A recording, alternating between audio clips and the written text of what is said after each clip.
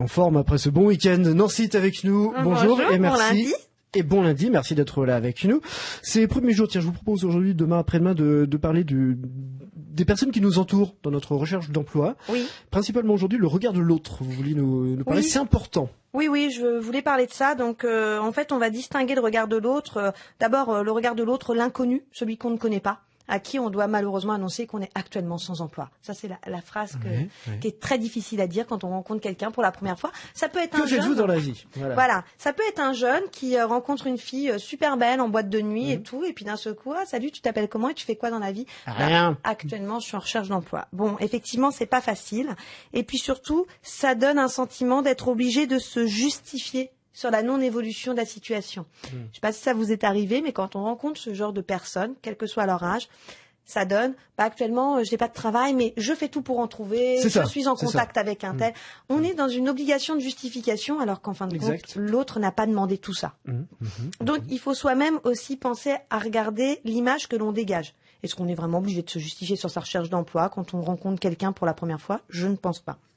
Maintenant, ce qu'il faut savoir, à ceux qui posent cette question, c'est qu'à la longue de poser cette question à une personne, ça peut entraîner de l'isolement social. C'est-à-dire que les gens ont de plus en plus de mal à assumer leur situation et ils osent plus le dire.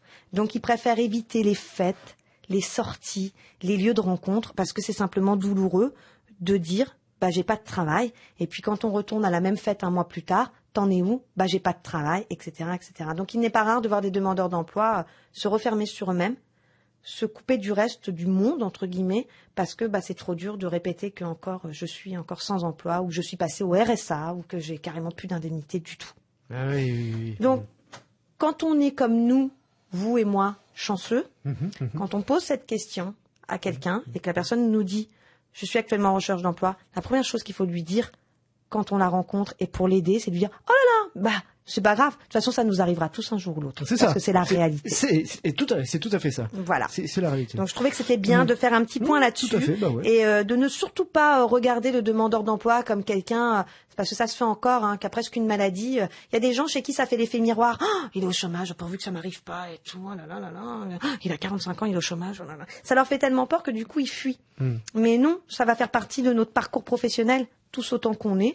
Non, faut le regarder comme une étape, comme quelque chose qu'il va falloir traverser, et on est souvent plus à l'aise de le traverser à deux que tout seul. Et quand on est à la recherche d'emploi, on garde toujours cette estime de soi. Oui, et puis on n'a pas honte de dire qu'on est à la recherche d'un emploi. C'est pas grave, c'est pas une maladie, c'est un état qui ne va pas durer. Et c'est pas contagieux. Ouais, et c'est un état qui ne va pas durer parce qu'on est automotivé et on est super positif. Surtout avec vos conseils, chaque matin à 8h10. Merci beaucoup, non, c'est normal, Merci, c'est vrai. au revoir.